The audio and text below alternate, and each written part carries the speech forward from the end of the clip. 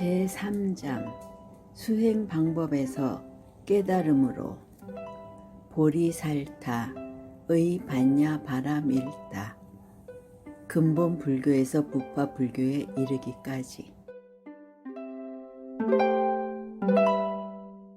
지금으로부터 2600여 년에서 3000여 년 전 남방 불기와 북방 불기의 차이에 따라 당시 인도, 현재의 네팔의 작은 나라인 카필라국 석가족 왕의 태자로 고타마 시타르타가 탄생합니다.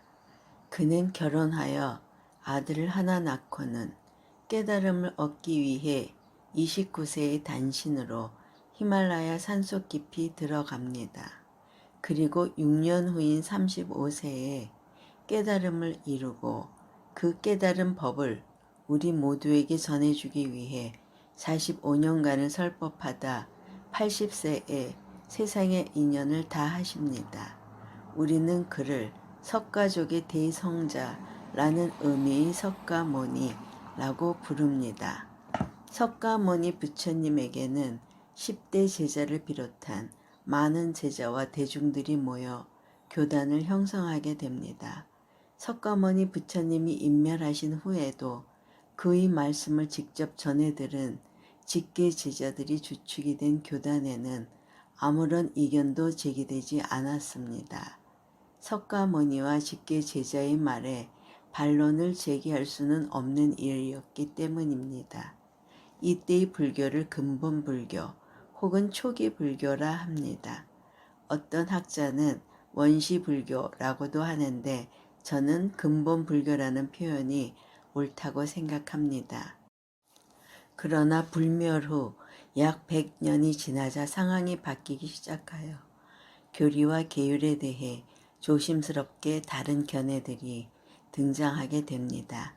이를테면 소금을 몸에 지니고 다니면 안 된다는 개가 있었는데 그 본래의 의도는 소금이 당시 사실상 부의 상징이었기 때문에 소금을 저장한다는 것을 출가자가 재산을 축적하는 것과 같다고 보아 금지했던 것입니다.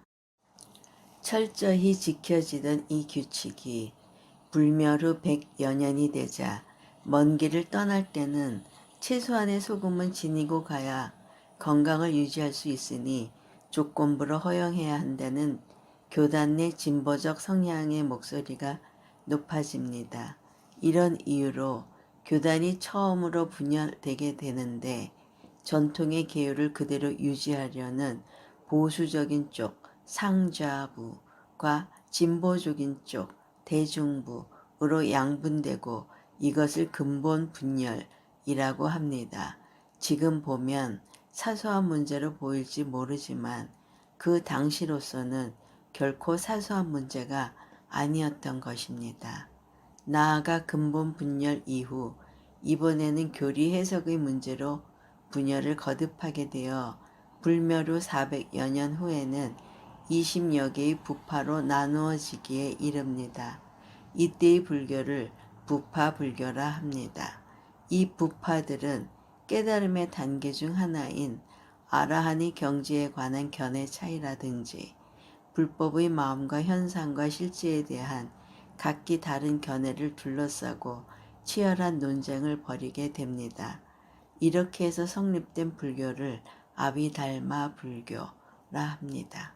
아비달마란 불법의 해석에 대한 각각 다른 논서들을 말하는데 후대에는 너무 사변적이고 형이상학적인 데다가 실천하는 수행보다 논쟁에만 치우친 불교라 거친 비판을 받습니다. 요즘식으로 말하면 교단이 중생 구제는 안 하고 수백 년간 교리 논쟁만 벌이고 있었다는 말입니다. 하기야 현재 한국 불교는 두 가지 중 어느 하나도 제대로 하지 못하고 있으니 부파 불교를 비판할 자격도 없지만 말입니다. 결국 이 부파 불교에 대한 대중들의 반발이 소위 대승불교를 일으키는 밑거름이 됩니다. 불교 최고의 신도 아소카 왕 역사상 가장 큰 업적을 이룩한 불교 신도는 누구일까요?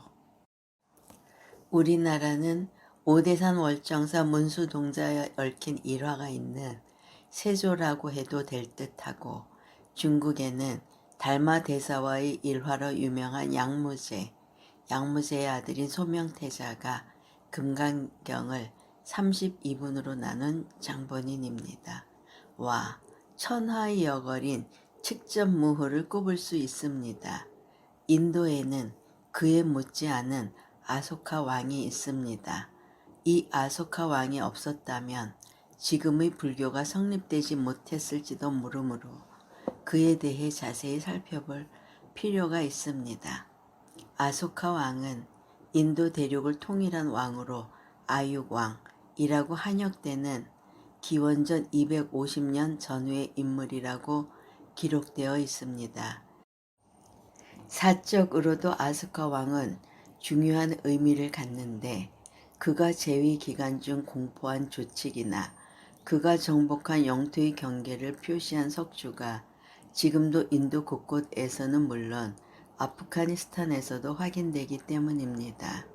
더욱이 결과론이지만 그의 최대의 업적은 대승불교를 싹 틔우는 결정적인 역할을 합니다. 그는 자신이 정복한 인도 대륙 곳곳에 불탑을 세우는데, 그 불탑에 부처님의 몸에서 나온 사리를 나누어 조성하였습니다. 불탑이란 말 자체가 부처님의 유골, 즉 사리를 봉안한 무덤으로 포개어 쌓는다는 뜻의 스투파에서 비롯된 말입니다. 그가 왜 부처님의 유골을 분배했느냐에 대한 상반되는 두 가지 주장이 있습니다.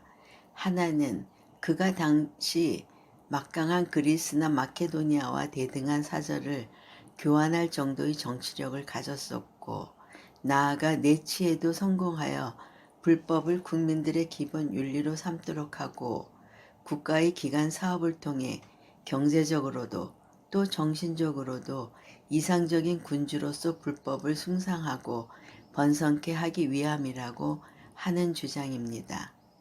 다른 하나는 아소카는 원래 포악하기 짝이 없어 인도 대륙을 통일하다시피 하였으나 그 과정에서 많은 정적이 생기게 되었고 민심이 흉흉하기 때문에 그 무마책으로 부처님을 내세워 그러한 자신의 정치적 입장을 무마하려고 강화하려 했다는 주장입니다. 마치 고려에서 조선으로 왕조가 바뀌면서 기존 세력을 몰아내고 새 분위기를 조성하기 위해 불교를 억압하고 유교를 숭상하도록 만든 것과 비슷하다는 것입니다. 사실 조선은 그리 공포해 놓고 왕실에서는 궁궐 내에 법당을 지어 공공연히 불교를 숭상했으니 아소카도 그와 비슷한 의도가 있었을 가능성도 있을 듯 합니다. 당연히 불교 내에서는 순수한 그의 신앙심을 높이 평가해야 한다는 것이 주류이지만 그에게 다른 의도가 있을 법하다는 개연성은 충분합니다. 어쨌든 아소카 왕이 곳곳에 세운 불탑은 새로운 신앙 형태를 태동시키는 결정적인 역할을 하기에 이릅니다. 불탑이 석가모니의 사리를 봉안하였으니 당연히 불탑 자체를 예배의 대상으로 여기고 성역시하는 제가신도가 모여들기 시작한 것입니다. 그 제가 불자들은 불탑에 꽃 등의 공양물을 올리기도 하고 자원봉사 자식으로 주변을 정리하고 관리하는 사람이 등장하게 됩니다. 더욱이 불탑의 관리에 필요한 재정적인 후원자도 등장하고 그에 따라 제가 불자들도 조직을 갖추는 단계에 이르게 됩니다. 이 시기가 기원전 100년 전쯤의 일인데, 이 제가 불자들의 새로운 신앙 형태는 마침내 부파 불교의 철학적 논쟁에 가까운 불교를 비판하며 제가 불자도 부처를 이룰 수 있다는 사상적 발전을 하게 됩니다. 게다가 이들은 개인의 깨달음 추구와 다른 사람을 위한 구제의 실천을 하나로 통합하기에 이릅니다.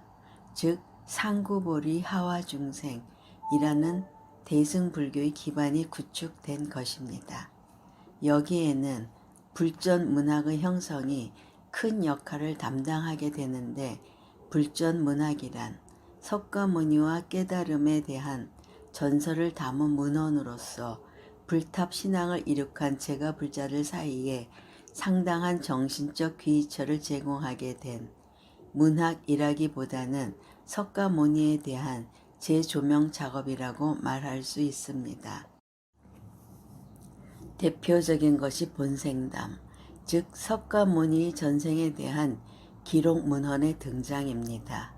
본생담은 석가모니가 부처를 이루기 전, 그러니까 전생에 세세생생 보시와 인욕 등의 수행을 행한 설화를 기록하는 형식을 띠고 있습니다. 그런데 그 내용이 불탑을 숭배하는 신앙자들이 새로운 희망의 불교를 확신하기에 충분해 널리 신봉하게 되는 계기가 되기에 이릅니다. 이 모두가 아소카라는 제가불자의 불탑 조성이 있기에 가능했던 일입니다. 중생구제의 대승사상과 보살의 의미. 드디어 혁신적인 불교가 등장합니다. 아라한을 깨달음의 최고 경지라 생각했고 현학적 논쟁을 즐겼으며 더욱 중생구제에 소홀했던 불교를 떨쳐버리고 누구나 성불할 수 있으며 나의 수행 못지않게 중생의 구제도 소중하다는 대승불교의 등장입니다. 대승이란 큰 탈 것을 말하는데, 이들은 부파불교를 소승, 즉 작은 탈 것이라 부르게 됩니다. 그러니 소승불교라는 말은 대승불교 쪽에서 그 이전의 부파적 불교를 폄하해 부르는 말인 것입니다. 대승사상의 핵심은 보살이란 단어에서 찾을 수 있습니다. 보살은 그 어원이 범어인데 발음 나는 대로 한역한 보리살타를 줄여 부르는 말입니다. 중국 사람들이 외국어를 한문으로 표기하는 기술은 재미있습니다. 코카콜라를 가구가락이라 쓰는데 음도 비슷하지만 마시면 입이 즐겁다 라는 뜻도 되지 않습니까? 보리살타라는 한역 역시 깊은 의미가 있습니다.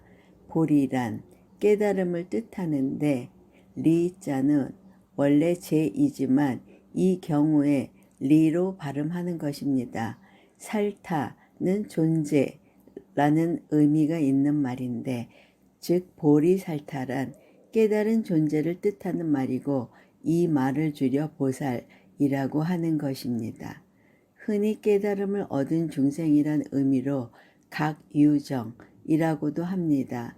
그런데 정작 보살이 대승불교에서 아주 중요한 의미를 갖는 이유는 석가모니도 전생의 보살이었고 우리 모두가 보살이라는 전에는 없던 획기적인 보살사상 때문입니다.